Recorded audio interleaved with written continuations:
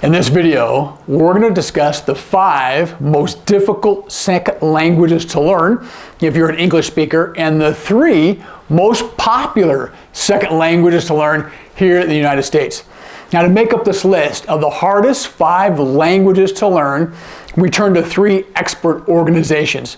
First, the Defense Foreign Language Institute is located at the Presidio in San Francisco.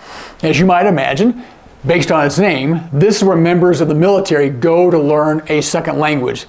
Now, at the Defense Foreign Language Institute, it's 5 days a week, it's 7 hours a day, 2 to 3 hours of homework every single day, and the instruction period goes from 34 to 62 weeks, depending upon how hard the language.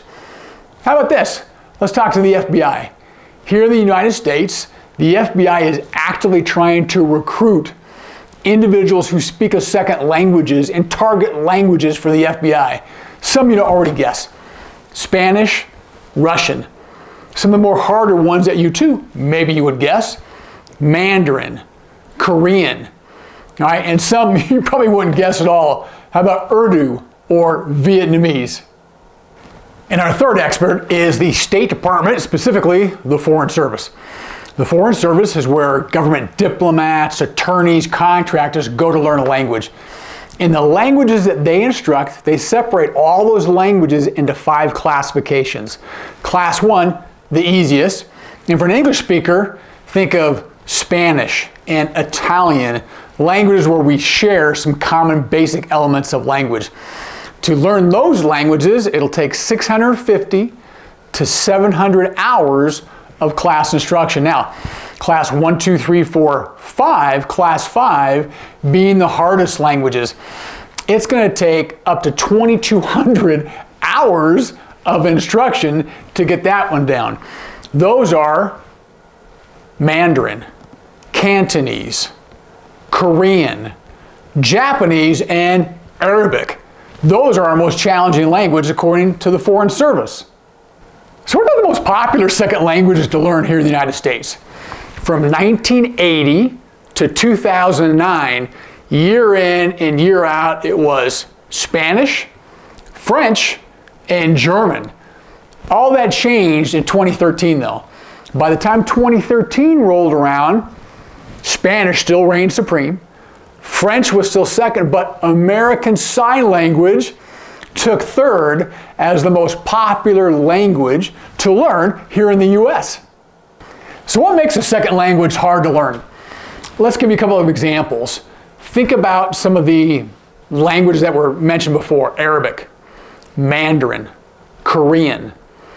The alphabet itself bears no resemblance to our alphabet whatsoever. Some of those languages have a tonal quality or a tonal language where the tone changes the definition of the word that's being spoken. Now, how about in ASL? ASL, we don't have a written language, 1. 2, we're not using our voice, we're using a totally different medium when we sign. Okay, so how difficult does that make it as a second language? I think what's motivating, and that's the most important thing, is what's motivating me to learn a second language. Is it career? Is it love? Is it travel? Right? Is it a promotion?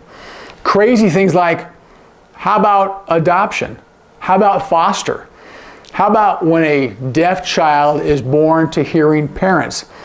This is one of the few situations, adoption, foster, and a deaf child being born to hearing parents, where their native language, the parent's native language, is not going to be the native language of the child. So the motivation for some of those parents to quickly learn and to implement a language totally foreign to them because they want to communicate with their child. So those are the hardest languages, the most popular languages.